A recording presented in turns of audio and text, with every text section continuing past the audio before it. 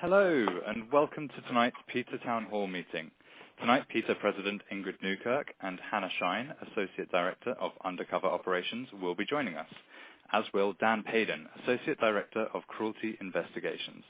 My name is Ben Williamson, and I am PETA's Senior International Media Director, and I will be co-hosting our event this evening. So, welcome to everybody. We're delighted that you're here with us this evening. If you have access to a computer, you can stream this meeting at peta.org/AprilTownHall.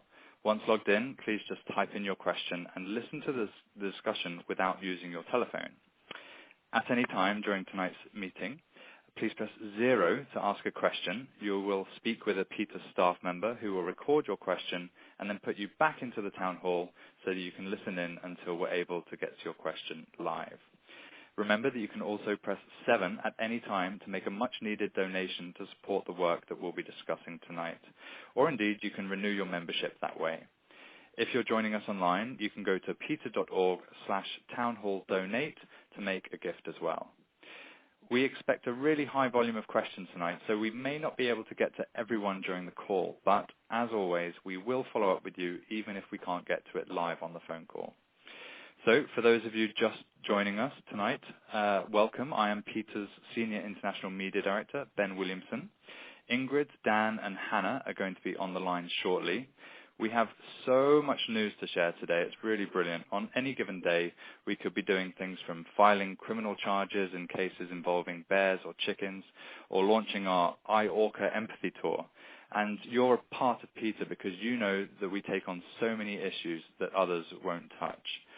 Who else, for example, demands justice for ostriches who are plucked alive, or for Australian sheep who we've shown are beaten in the head with clippers while being shorn of their wool? I think you all know the answer to that. But of course, there's always more going on, and I know you'll want to hear all about it, so I do hope that you'll stay on for the whole town hall so you'll not miss any part of it. Please stay with us just for a moment because folks are dialing in still.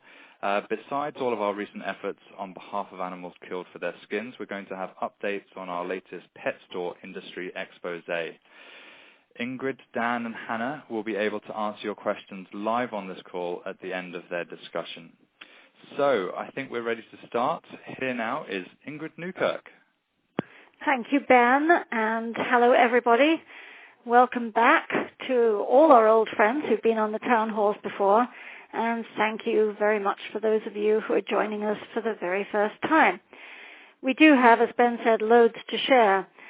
First, fashion, which is something I really don't know anything about, although I will say at our Party for Animals with Paul McCartney that we held last September in Los Angeles, I was wearing a gown by Anita Dongre, whose vegan clothes the Duchess of Cambridge wore on her recent trip to India. So now they're going to be priced way out of my league. I also do know all about Hermes. We have always known that that company is rotten to animals, but our investigators looked into this brand and found, as you may have seen from your Animal Times that was just delivered, I hope, that ostriches pay with their lives to be made into these Hermes handbags. Hannah's going to tell you about that investigation which she conducted. And Dan Paden, who some of you have already met on a previous town hall, is going to talk about our recent expose of how these big box pet stores obtain their animal, what they call inventory. Our latest target is an Ohio outfit called Reptiles by Mac. And just like the puppy mills that churn out puppies, this mill churns out frogs and lizards and turtles and other small animals to sell to pet stores all across the country, including PetSmart, our nemesis. Inside this place, our eyewitnesses found sick animals, injured animals, animals deprived of food and water, and for them, every day was a fight to stay alive. They are so fragile. They lived in absolute misery.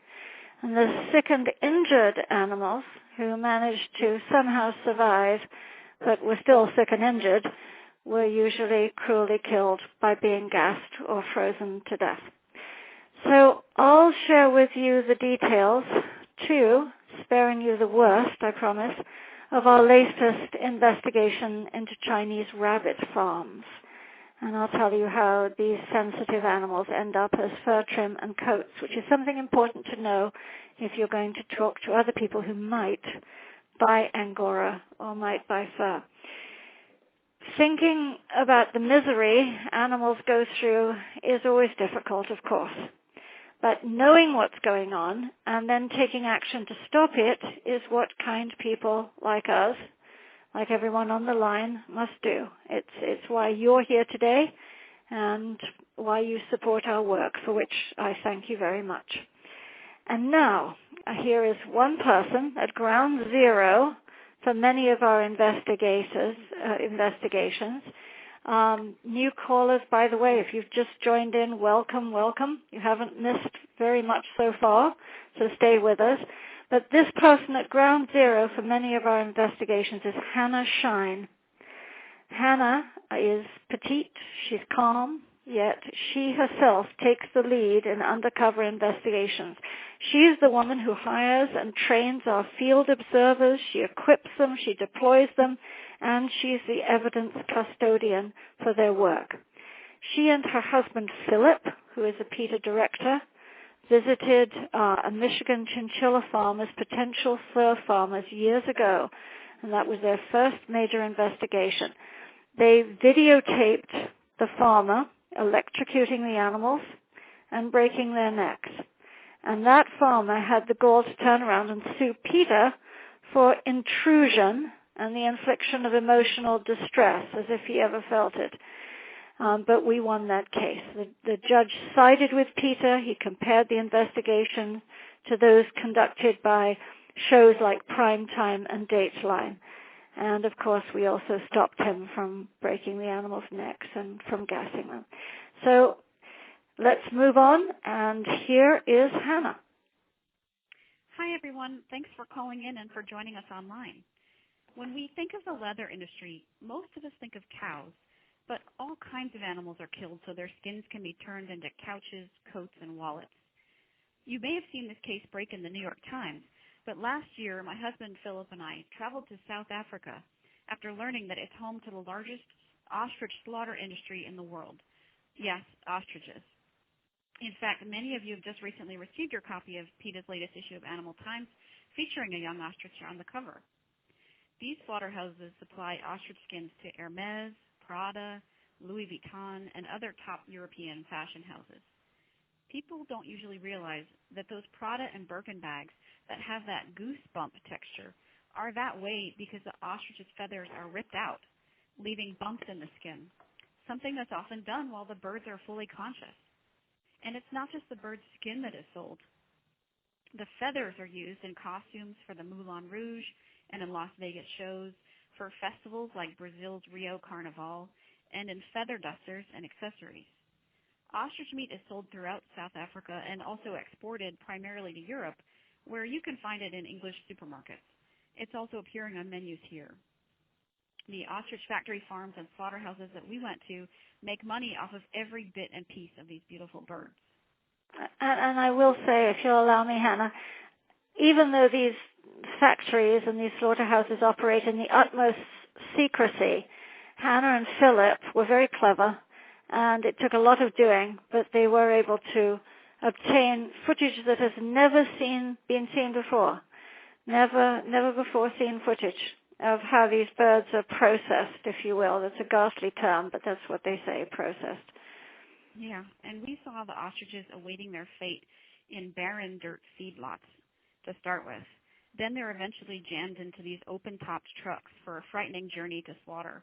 Once on site, workers force the birds into stun boxes. Naturally, the birds panic and flail, and many of them slip and fall. Then the machine turns them upside down. They're shackled by their feet, and their throats are cut by hand. The ostriches who've poked their heads through a gap in the door watch helplessly as their flockmates are killed right in front of them. Like all assembly line kill floors, it's a merciless and mercenary process. It is indeed, and when you watch the video, you can't help but see that there wasn't a scintilla of kindness or compassion there on their faces. Workers were caught on camera hitting the ostriches in the face when they were in the truck. And when ostriches stumbled over a collapsed flockmate outside a slaughterhouse, one plant director joked, "I'll call the animal welfare officer just now," knowing full well, of course, that he wouldn't. Yeah, and most of us have heard the silly idea that ostriches spend their time with their heads buried in the sand, which they do not. But they are fascinating. Besides being the world's largest bird, they're very social and they live in small herds. In South Africa, you can see them grazing along the roadways and sunning themselves on rocky shorelines. Males and females take turns incubating their eggs, and both of them participate in raising their chicks, using their giant wings to shade and fan their little ones. We found out that the black-feathered ostriches are the males, and they guard the nests at night when the black coloring makes them pretty much invisible. The light-feathered ones are the females who guard during the day. They almost always choose to flee instead of fighting. With no possibility of escape, you just know how terrifying these slaughterhouses are for such sensitive animals. Ostriches can live for more than 40 years, but farmed ostriches are slaughtered when they're just a year old. And while wild ostriches typically stay with their parents for up to 3 years, ostriches raised on these kinds of factory farms will never even get to meet their parents. These majestic birds don't deserve to suffer and die for a handbag. And of course, this latest case comes on the heels of our expose of the companies that supply alligator and crocodile skins to Hermes. These high-end fashion houses are responsible for so much suffering. Yes, they are, and that's why we're appealing to Hermes, Prada, and others to stop using all exotic skins, and why we've also purchased stock in Hermes so that we can submit our shareholder resolutions. This is a campaign that is truly taking off around the world. Last week, for example, PETA Asia's life-size ostriches took part in a demonstration outside the Hermes and Prada stores at a high-end shopping mall in Kuala Lumpur, Malaysia. And that protest brought a ton of new coverage for this case from media outlets all across South Asia, just as a similar demonstrations outside of New York and London and Vancouver have recently. And these demonstrations really do grab people's attention. They get so much media attention, and they creatively use props like someone wearing a life-size ostrich costume, for example, alongside a life-size replica ostrich who can move his head around and his neck and poke his head around corners. So really entertaining. But you may remember that wild dress that Bjork wore once to the Oscars many years ago now, and that one where it looked as if she was wearing a dead swan. Well, one of our eye-catching props is a twist on that dress, a model draped with an ostrich corpse and carrying a handbag-shaped sign. And passers-by really do take notice. Their reactions are priceless. We're using social media in a way to spread the word as well. A leading market research firm recently stated that companies can no longer ignore the ethical concerns of consumers. And of course they can't. We know that. And so far, our investigation footage has been viewed over 6 million times. Thanks, Ben. And we'll continue to get the word out that animals should not suffer and die so that companies can sell things made from their skin. We need you all to help with that. So I hope you'll visit PETA.org/townhallaction to urge Hermes and Prada to remove ostrich from their collections. And please, please always choose vegan fashion. And also remember that you can press 7 at any time tonight to make a gift to support this work and other critical work for animals. And you can also visit PETA.org/townhalldonate to do just that as well. And just a reminder to everybody on the call that you can press 0 at any time tonight to ask a question. We'll answer it a little later in this evening's Town Hall event. Now, I would like to bring in Dan, who was with us in our January Town Hall meeting, as some of you may remember. As the Associate Director of Evidence Analysis in PETA's Investigative Division, Dan is, of course, involved in many of PETA's precedent-setting cases. His recent efforts include preparing 5 groundbreaking exposés of shearers' cruelty to sheep on more than 30 ranches across Australia, Argentina, and also the US. And also, Dan was involved in closing down a Mississippi pig slaughterhouse, closing down a North Carolina dairy farm for illegal acts, and also helping to shut down a North Carolina laboratory whose former supervisor and 3 workers were hit with the first ever felony cruelty charges for the mistreatment of animals in a laboratory. U.S. history was made as a direct result of PETA's investigation. So here's Dan to tell us all about it. Thank you, Ben. Good evening, everyone. It's a pleasure to join you. First, I want to lead off with some good news. Just last week, the manager of a Colorado pet store called Jurassic Pets was convicted of cruelty to animals after we went and provided police there with video of store workers routinely denying animals water and attempting to kill domestic rats and mice by bashing them against walls. And some of those animals sadly were left twitching and gasping for breath for minutes after those blows.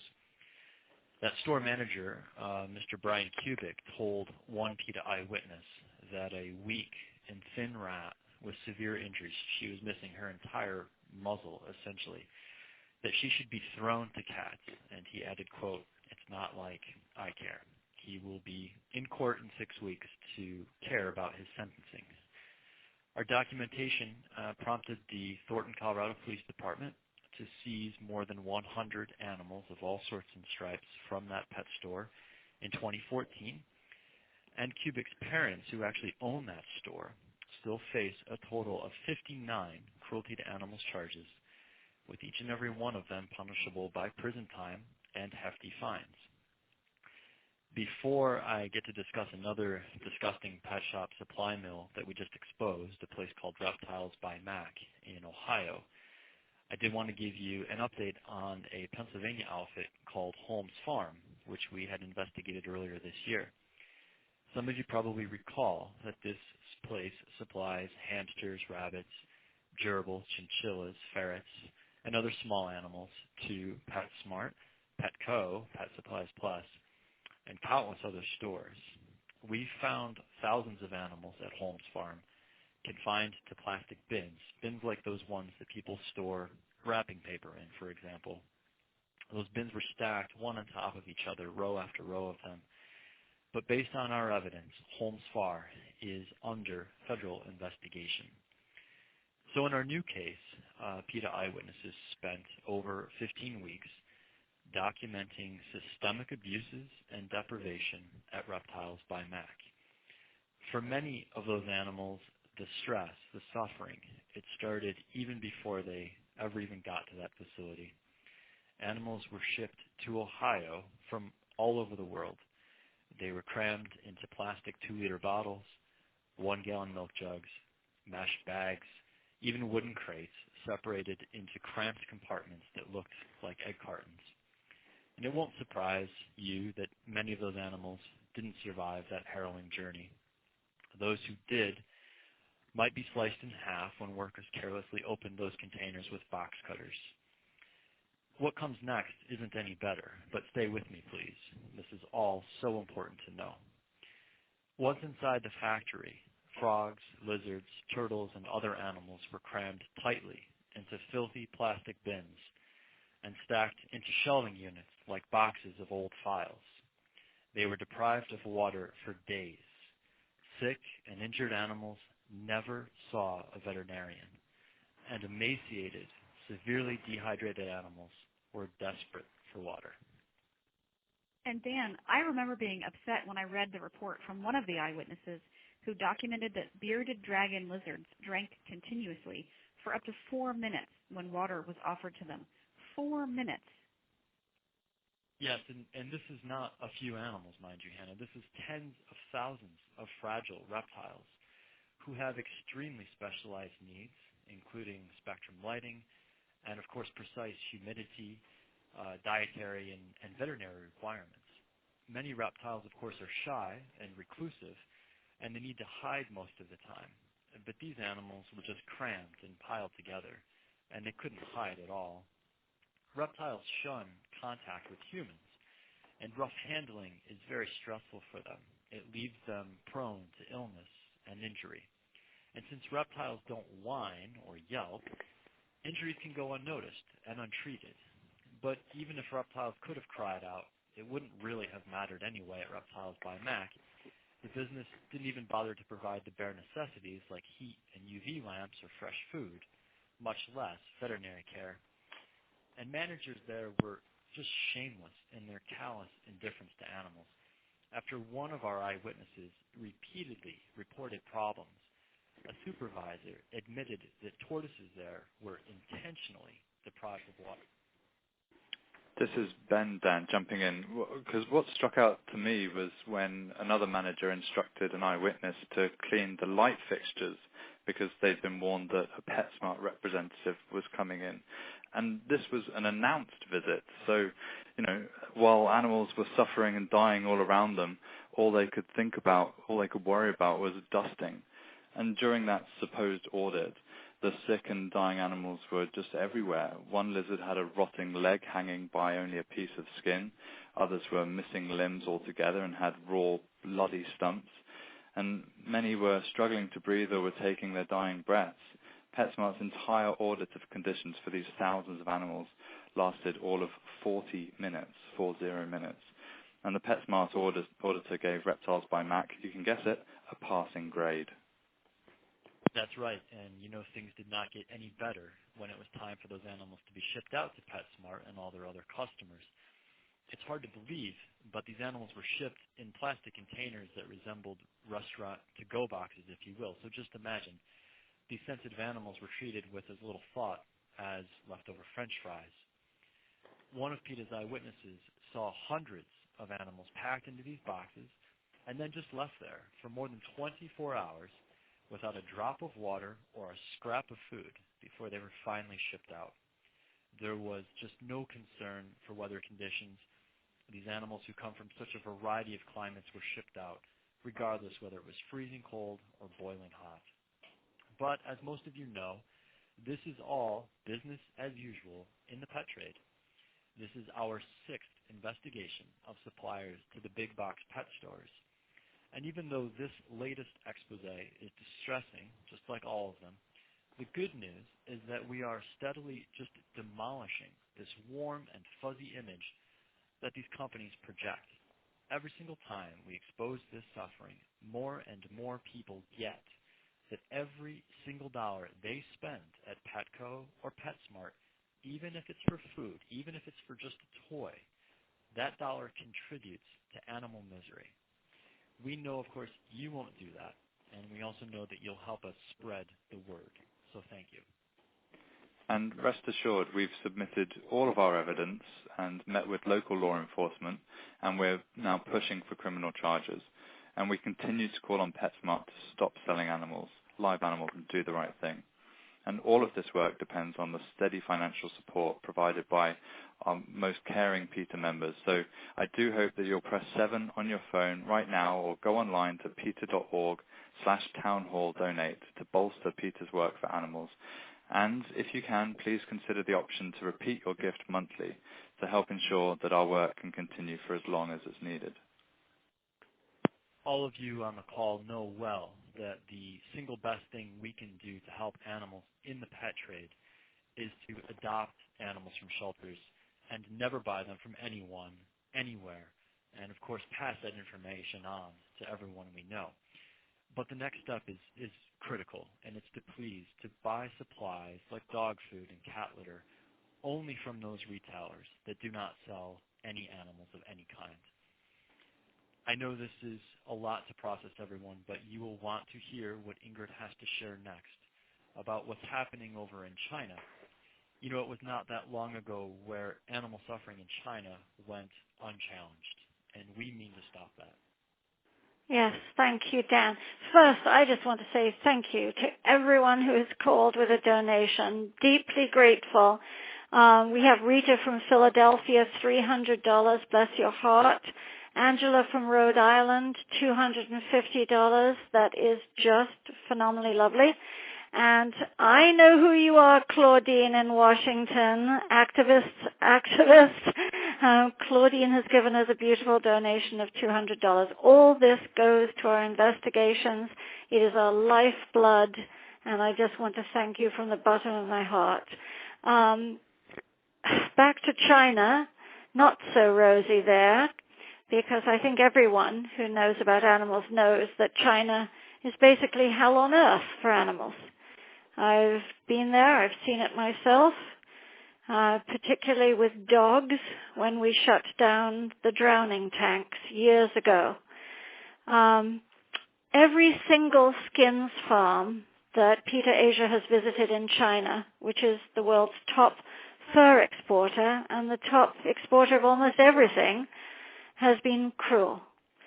Our investigators from PETA Asia have documented foxes being electrocuted, dogs being bludgeoned to death, and raccoon dogs being skinned alive. Recently, we've looked into 3 massive rabbit fur farms and a rabbit slaughterhouse in China. We found rabbits forced to live outdoors in all weather in these horrid droppings-encrusted cages before they were strung up. The rabbits are just 6 months old when they're killed. Others are kept alive for breeding, of course, but those mothers never get to raise their young. Their babies are just taken away, and they grow for 6 months, and then they're killed. As you may realize, rabbits are prey animals. They're not predatory, they're prey, and so that means they're scared of just about everything, and that puts them at a disadvantage to begin with. Then many rabbits get their legs trapped in the wire of the cages. These are not carefully built cages, and those injuries go untreated. The workers bash the rabbits on the head, and they cut their throats. And the rabbits, you can see them, they struggle and they thrash because they're often still conscious when the workers remove the skin. Sorry to tell you that, but that's how it is. And if I may, Ingrid, let me jump in here and say that, these are not some small-scale mom-and-pop operations. Some of these facilities house several thousand rabbits, each of them. And when you say they're kept outdoors, that means year-round. So even though rabbits can't tolerate extreme heat or cold, they're given no protection from the driving rain, no protection from the freezing nights, no protection from the scorching sun. And on one day we were there, it was about 100 degrees Fahrenheit. Yes, I remember talking to Dr. Heather Rowley, who was there, and the visitors were about to pass out. The rabbits, of course, are wearing fur, so it's even harder for them. They just lie there and pant. And it's so hard to realize that human beings, our species, can actively participate in what is abject cruelty. And I wish I could say that what we found was an anomaly, but those of you who joined us for a town hall meeting on this very subject will remember an earlier PETA Asia investigation into a Chinese fur farm where rabbits were painfully shocked with electrical devices to kill them. And there, diseases and injuries were widespread, and we found animals suffering from anxiety-induced psychosis, which made them chew off their own limbs, and they would repeatedly just bang themselves into the cage bars. So these investigations are extraordinarily important. They've led to the closure of many a fur farm, and they have certainly helped us tell shoppers what they should buy and they shouldn't buy, and what they shouldn't buy is fur. By the way, may I just mention, I got a lovely message a minute ago. Anita Walner of Santa Fe has just called in. She said she is leaving PETA 25% of everything in her will, which will go into investigations, which is truly lovely. I just want to thank you, Anita. And another call from Regina in Las Vegas and from Erica in Tennessee, who are each donating $200 towards our investigations. Thank you. I can't tell you how wonderful that is. And Ingrid, just hearing all this about China, people might be asking themselves, how can this happen? Well, there are no penalties for abusing animals on fur farms in China. None.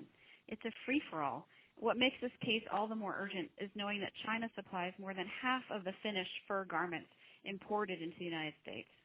Yeah, they do. I mean, they export just about everything. And I have to say, as bad as China is, and it certainly is, cruelty doesn't stop at the Chinese border, as we all know. And I'd be remiss tonight in not mentioning the Canadian problem, the commercial seal slaughter, which is a fight that I think everybody will agree we've been battling for far too long, for years. On the good side, I do have to say, and I'm no Pollyanna, but this is a dying industry. It's basically on life support now only because it's supported by Canadian tax dollars, and that's against the will of many of Canada's citizens. They don't want it propped up by the government. To figure out what we've done, many of you will, I think, remember, by some miracle, we even got China to reject seal fur imports. I mean, that was pretty miraculous. Canada had attempted to create a market in China, and they failed. And the United States and Europe, as you know, imposed bans on Canadian seal fur. Then there was Russia, which at one point had been importing 95% of those seal skins, and we got them to impose a ban. Taiwan has done that. Mexico has done that. And it's because of such worldwide condemnation that many people are shocked that we're talking now while this seal slaughter is going on. But it is. One day we will stop it, but it's happening now. And in the last few weeks alone, tens of thousands of seals, mostly young. They're not considered pups, but they are pups. They're 3 weeks to 3 months of age. They've been slaughtered, even though there is no market left anywhere in the whole world for their skins. I think you know that sealers shoot the young baby seals, or they use these things called hacker picks. These are thick wooden bats that have a metal hook, or they have a nail at one end. And they don't kill all the seals outright. There's absolutely no way. We have video footage showing it, even though they try to keep people off the ice. But we must be comforted by this thought. 10 years ago, about 350,000 seals were killed. But this last year, we don't know what it'll be this year, hopefully lower, 350,000 seals 10 years ago, 35,000 seals last year. There are fewer and fewer sealers out there in recent years due to the lack of a sales point. And the largest seal skin processing plant in Canada itself closed down last year. All the pelts are just sitting in warehouses with nowhere to go. You know, a couple of years ago, a desperate Canadian government actually challenged the European Union's ban on the seal products before the World Trade Organization. But thankfully, that ban stands. And in an even sweeter twist, that ruling was actually upheld on moral grounds specifically.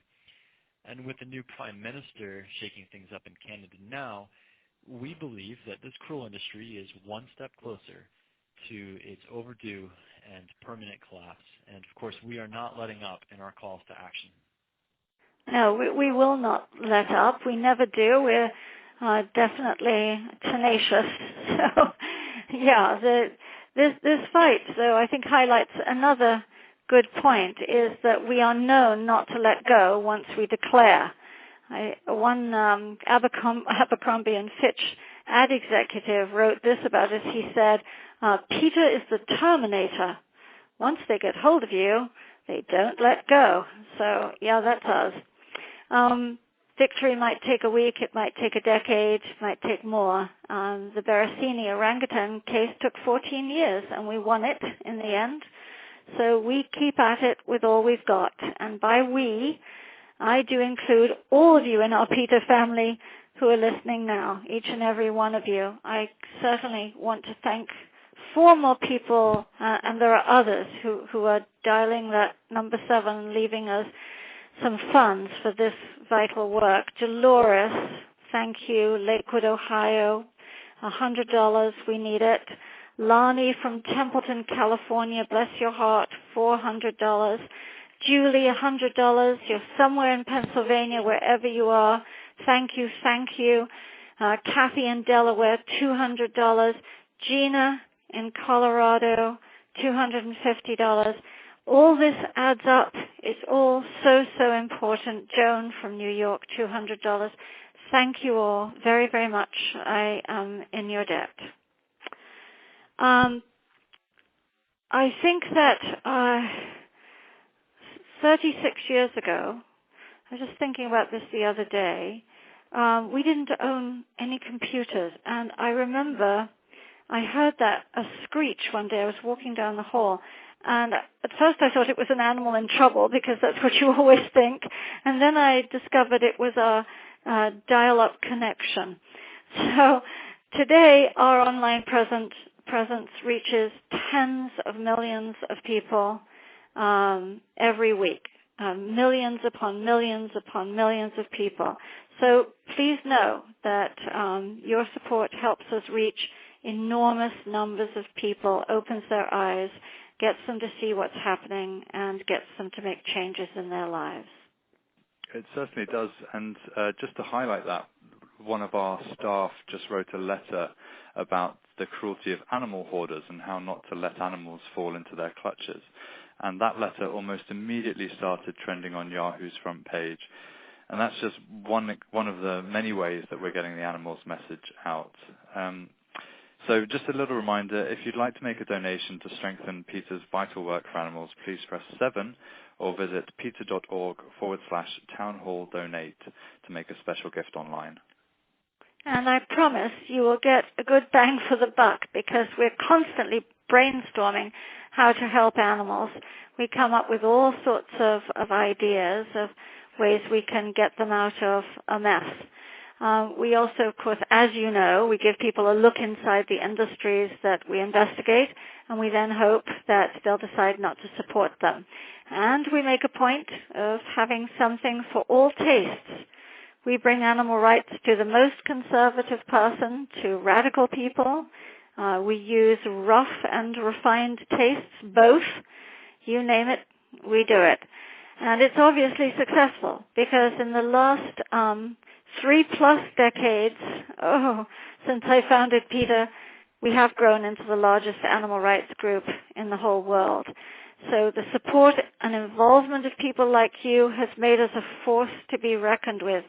Linda from British Columbia, I thank you for your very wonderful donation of $250, and Fran in Indiana for $200. Deeply appreciated. This will go directly to the animals, and you may not be able to see those animals, but you are saving them because you care, and I am grateful, as is everyone on the call, for your doing that. We are a force to be reckoned with, and it's all because of you, so thank you. I think that time is getting on, and we should take some questions from the people who are on the line. So let's do that, and that'll be moderated by you, Ben, I think. Yeah, absolutely. I'm happy to. So we've got Catherine on the line from Ontario, Canada, who's been waiting patiently for a while. So Catherine, are you there to ask your question? Yes, I am. Welcome. Thank you. Go ahead. Thank you for all the good work you're doing for all the animals all over. It's just breaks your heart. And I was concerned about the seal slaughter that Canada allows, and I thank you for letting me know what you've been doing all about that. And I'm glad you're not giving up. It's about the only thing I'm embarrassed about being a Canadian is what the Canadian government is allowing to happen to those poor little seals. They show it on TV, and I see you people there, and it just breaks my heart to see those poor little animals looking up into their eyes while they're being bashed on the head with that horrible big club. Yeah. So thank you very much. Thank you, Catherine. And please, are you in Canada? Yes, I live in Ontario, Stony Creek, Then Ontario. fabulous. Then please make sure that you cause as much trouble as you possibly can by making sure everybody you know knows how you feel, because you've got a lot of company up there of people who are outraged that this government is propping this industry up. Nobody in the world wants it, and that includes a lot of Canadians. And they hide behind a lot of silly excuses about, native peoples. You know, native peoples, if they're out there at all, since it's usually people from other countries who are coming over to be sealers, have got snowmobiles and high-powered rifles. I mean, you wouldn't know they were native peoples. It's long gone. But we have even said, all right, fine, give a special license to somebody who's a native Canadian, but keep the foreigners out. Do that for starters, because they're coming in from Russia and who knows where. But anyway, yes, please be vocal. We take out ads, we tweet, we put it on Facebook. We've got celebrities behind us, everybody from Paul McCartney to Pam Anderson, who of course is a Canadian. This is going to stop, but we need everybody to be vocal. And if you're in Canada, you're in a wonderful position to write letters to the editor, call into radio shows, do whatever you like, put up pamphlets, and really help us get this job done, and we will get it done, of course. Thank you so much for your call, Catherine. Thank you, Ingrid, as well. Next on the line, we have Irene from Ansonia for a question for Dan. Irene, are you there? Yeah, I am. I live in Ansonia, Connecticut. Thank you it's been a very interesting conference tonight. This is my first one. I just wanted to comment on how I feel about pet stores. I felt this way for a long time, and I don't know, it seems to me that a lot of them don't exist anymore, the smaller ones, which made me feel better. Is that true kind of across the country and across the world now? Well, thankfully in your neighborhood that is true, and I have to say, working on these big box supplier mills, they certainly do send an awful lot of animals to small independent shops, which are still, popping up in these places and still selling these sensitive animals for, ridiculous markups in order to make up for the huge die-off that comes between the supplier and, the store shelf. Thanks very much, Dan. Does that answer your question, Irene? It does, and I just want to mention, too, about to the lady up in Canada, keep going, because that has bothered me for years about those seals. I can't tell you how many times I sat here over those magazines and cried about it, literally cried. Thank you so much. Keep up the good work, guys. Thank you so much, Irene. Really appreciate that. Next, we have had a question that was written to us from Terry in New York, who said, I have a terrible old rabbit fur coat that I inherited from my grandmother. I never wear it. What can I do with it other than throw it away? Hannah, would you like to take this one? Sure.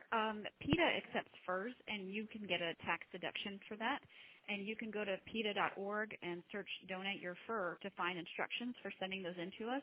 And we use them in a lot of different ways. We use them in demonstrations about fur. We use them as bedding for needy animals. And we also give them out to the homeless and to refugees abroad. So we definitely would appreciate any donations of fur that people want to get rid of. Thank you very much, Hannah. Next, I think we have another live caller, Kathleen from New Jersey. Are you there, Kathleen?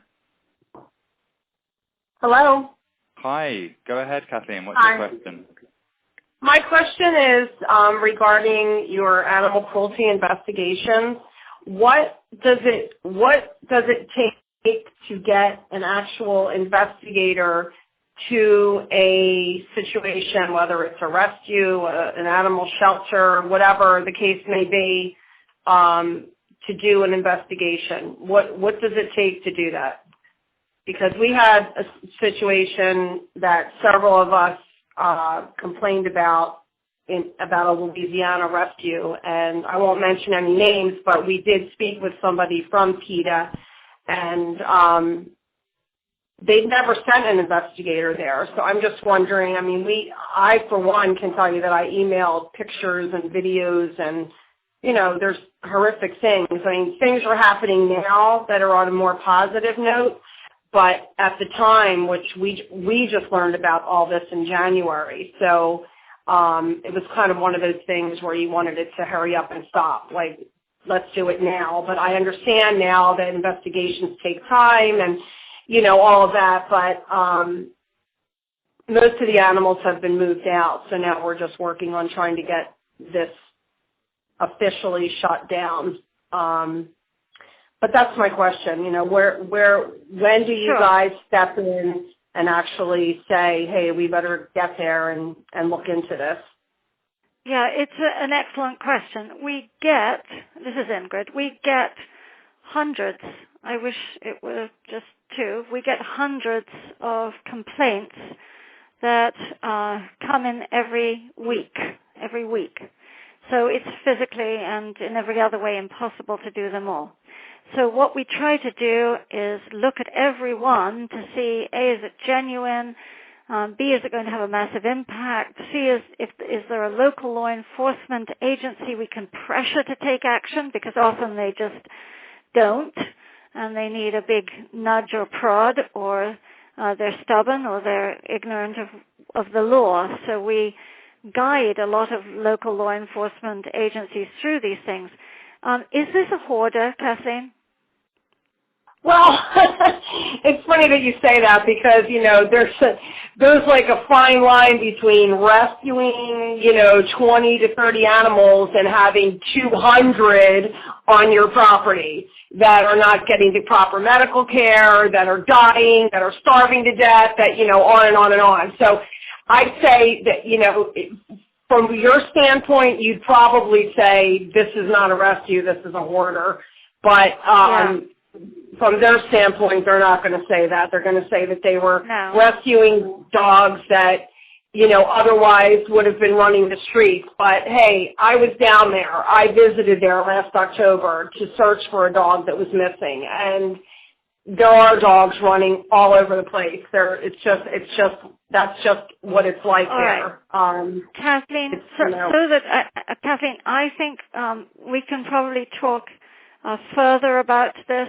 We have shut down, and I will call them openly hoarders because their rescue's gone mad, and then they start hoarding, and the animals, as you say, don't have veterinary care. We've shut down Life for God's Stray Animals, shut down Angel's Gate, shut down a whole bunch of them, shut down this rabbit hoarder in Maryland. The list is endless of the ones we've shut down. But please, tell you what, we'll give you an email address, and we'd like to hear exactly where things are now. And I will look up the file personally and see what has happened on that, because if they're bad, maybe we've been working behind the scenes, maybe we haven't, but I'll find out. So, Kathleen, if you will just email to ingridn@PETA.org, then I'll look it up. And thank you very much for caring, and thanks for what you've done on the ground, because we often depend upon people who are right there to keep an eye on things. Thank you very much, Kathleen, and thank you, Ingrid. We have another online question that was emailed in to us from Stephen in Wyoming, who says, how does PETA Asia reach Chinese people? And are they receptive to learning about being kind to animals? Ingrid, maybe you can tell us a bit about that. Well, there's a bit of a generation gap, I'd say. The culture doesn't seem to have allowed people to be receptive, put it that way, over a long period of time. Having companion animals, for instance, is not something that has been popular with the people in government, as we know. But then again, we've seen some courage on the part of people at all age levels, and we've certainly seen a youth movement starting. It's in its embryonic stage, no pun between youth and that. But we've been to the universities on tour quite a bit, and we have exhibitions. When we're allowed to go on campus, we are getting a youth movement riled up. We've seen dog meat trucks stopped and dogs pulled off them. and there is quite a lot of enthusiasm. We have some Chinese stars we've been able to cultivate who've done ads for us. And so we do find that while the Chinese government doesn't want any outside interference, doesn't want any foreigners telling it what to do, and it still doesn't even have one lousy law that will protect animals, and it still makes every other country almost look good with what it does in zoos and circuses and fur and so on. We are seeing that things are happening, and we are able to put out a lot of things on Weibo, which is the Chinese Twitter, basically.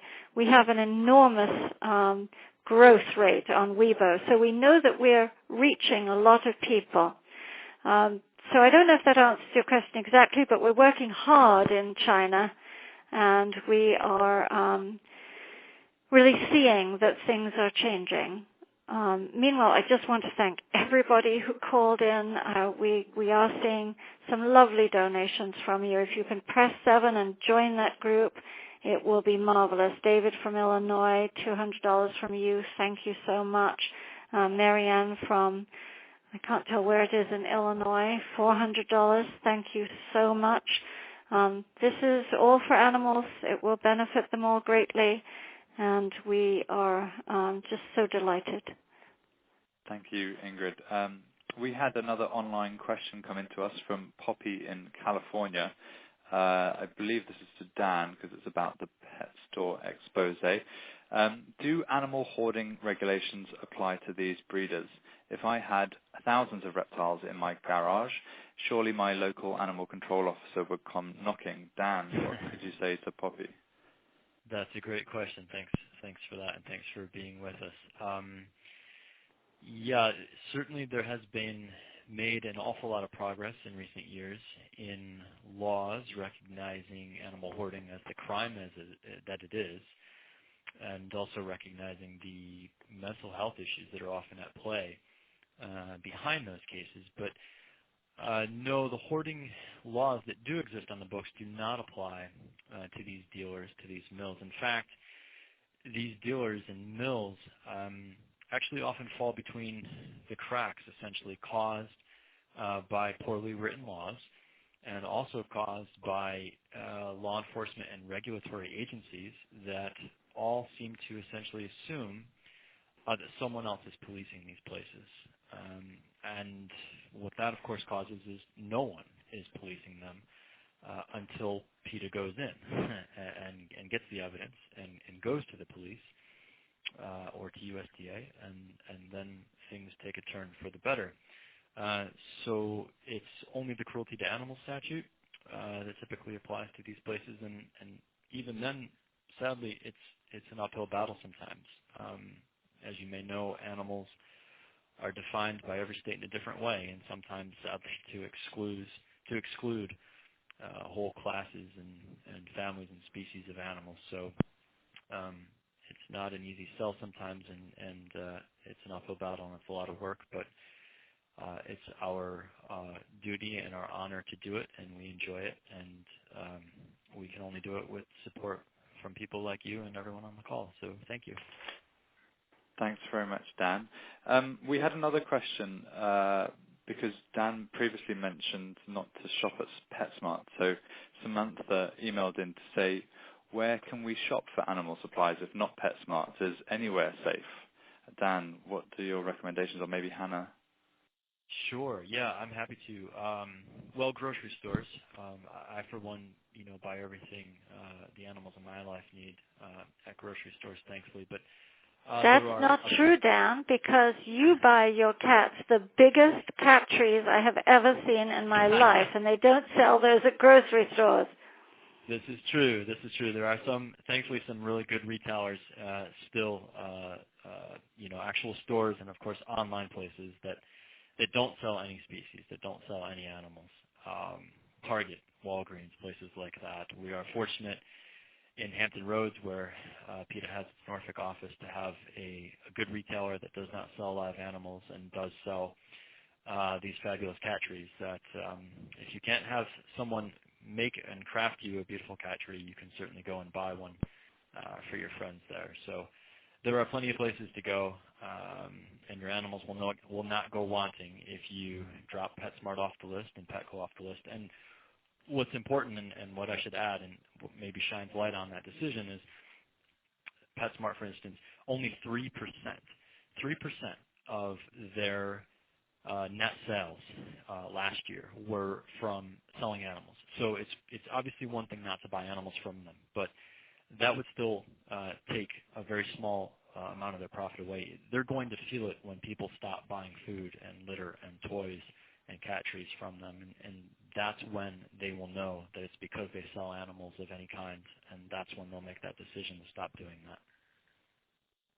That's a really yes, good that's point. like, I would say that's like SeaWorld, and it's like the circus, is that they make most of their money from what they sell, not from the concessions and so on.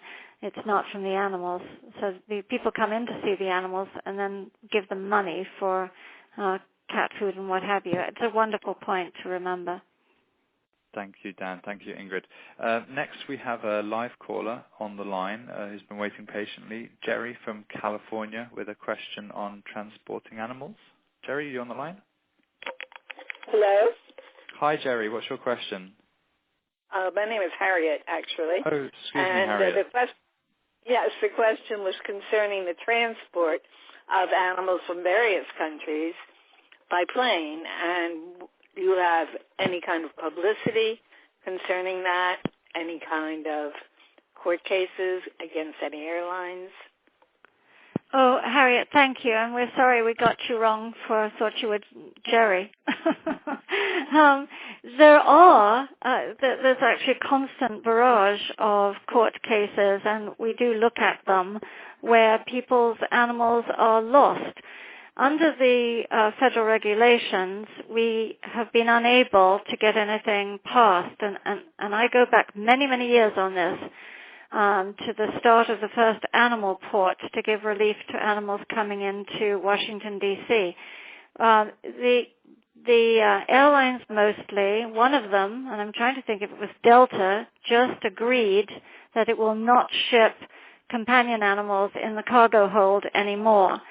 There have been so many accidents with cats and dogs getting out, either because of turbulence that jostles luggage about, even though that shouldn't happen in the cargo hold, or because of the temperature fluctuating, some thermostat breaking in the hold, even though they are required to maintain the hold at a temperature that animals can survive in, and animals panicking and just breaking out of what were thought to be secure containers, and even in the case of cats, getting lost up in the structure of the aircraft itself. We had one cat who flew back and forth all over, I think, to Saudi Arabia, to London, for many, many days. So, yes, it's good to pressure the airlines. We put things on our website begging people, never, ever, ever fly an animal in the hold. Something else has to be done. We did have some hopes that a private airline was starting up domestically in the United States. It hasn't yet to carry animals about. But if you can drive, do write to the airlines. And if you need anything else, please call us. Thank you, Harriet, for that. I'm being told we have to get off the phone soon. I do want to thank Judy in New York for your wonderful $100. Laurie, California, $500 will go a long way to doing wonderful things for animals. Eloise, $350. Francis, $100. And it is so wonderful of all of you. Francis, you're in New York. To support our work. I mean, we honestly couldn't do it. We couldn't expand, and we couldn't save animals over and over and over again if you didn't help us do it. So thank you all very, very much. I hope you realize that none of what we've discussed tonight would be possible without you. And that means the animals in food, in clothing, in labs, in entertainment, everything that we work on, the spay and neuter program, you name it. we're in this together, and your role is as important as those of our investigators. Bless their hearts. And I hope you'll continue to help us grow. We want to expose more of those horrors that Dan and Hannah described tonight. So there's still time to press 7 on your phone or go online to PETA.org/townhalldonate. If you would like to renew your PETA membership, make a monthly gift, make a one-time gift, a legacy, please think of us. Think of the animals we help. Thank you to everyone who submitted questions. If you didn't have time to get to, if we didn't have time to get to that question, then I promise you someone will be in touch with you in the next few days. And if you didn't have a question that you didn't get to ask during the call, you can still do it now. We also welcome any suggestions that you have for future town hall topics you would like to hear. And I encourage you, please stay on the line. If you'd like to leave a message for our investigators, you've met Hannah, but there are many more. Please do. And we'll record your message as a message, and we will share it with our investigators. So thank you again for your support of our work. It is true. I've said it probably 6 times. I'll say it again. But we simply can't do this without you. And there are many people who are still in line on the call, and that is a marvelous thing, who are trying to leave donations so that we can get out there and bust people who are doing wrong to animals and often close down facilities. As Ben said, we've closed labs, we've closed fur farms. I think we've pretty much gutted the Angora industry in China. Someone had asked about China. We've made a huge difference. So that's all because of you. Can't do it without you. So thank you all. Thank you. Stay on the line if you like. We would love you too. And I hope you have a good evening. This concludes tonight's PETA Town Hall event. Thank you everyone for joining us.